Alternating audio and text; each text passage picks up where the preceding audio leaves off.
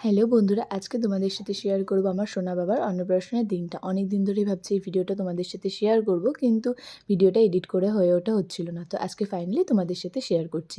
দিনটা ছিল 13ই November. 12ই November আমার জন্মদিন, আর 13ই নভেম্বর আমার ছেলেকে প্রথম অন্ন খাওয়ানো হয়েছিল। তো আজকের দিনটা আমরা এসেছিলাম মন্দিরে।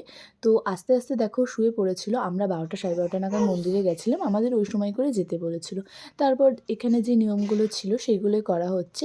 আমার মাসি, মানে এটা হচ্ছে ওর দিদুন, ওকে মালা ঘুনসি যেগুলো পরিয়ে দিতে হয় সেগুলো পরিয়ে দিচ্ছে। আর তারপর এই যে এখানে মা পিসটা সবাই মিলে জিনিসপত্র জোগাড় করছে।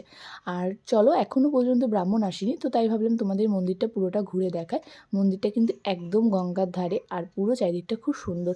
আর আমাদের এখানে গঙ্গাটা কিন্তু খুবই জাগ্রত, ত্রিবেণী, অনেকেই কিন্তু আসে এখানে গঙ্গাতে। তো তোমরা যদি আমাদের এখানে ঘুরতে আসো অবশ্যই কিন্তু কমেন্ট করে জানিও। এই দেখো ঘুম থেকে উঠে তার কান্না পেয়ে গেছে, আসলে অনেকটা বেলা হয়ে গেছে। তো এখানে খাওয়ানোর একটু অসুবিধা হচ্ছিল, তাই খাওয়াতে ঠিক করে পাচ্ছিলাম না। আর ভাবলাম যে একেবারে একটু পরেই পুজো হচ্ছে, ওকে খাওয়ানো হবে, তারপরেই ওকে খাওয়াবো। আর এখন তো ব্রেস্ট ফিড ছাড়া কিছুই করছে না, যেহেতু এখন 6 মাসে অন্নপ্রাশন, কিন্তু এখনও ওর 6 মাস বয়স হয়নি। এটা ওর 5 মাসে ওকে দেওয়া হয়েছিল, যেহেতু বাংলায় দিন ধরা হয়।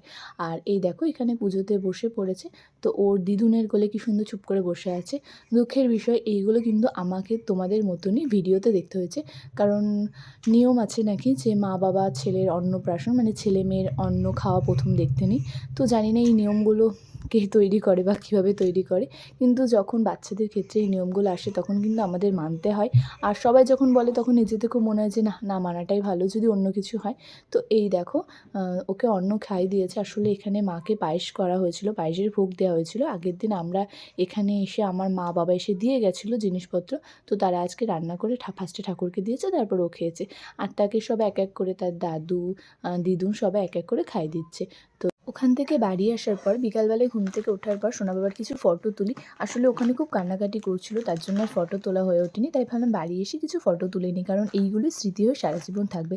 তো তোমরা সকলে আশীর্বাদ করো আমার ছোট্ট সোনাটাকে, ও যেন বড় হয়ে একজন ভালো মানুষ হয়ে ওঠে, আর ও যেন সবসময় খুব ভালো থাকে, ভগবানের কাছে এইটুকুনি প্রার্থনা করো।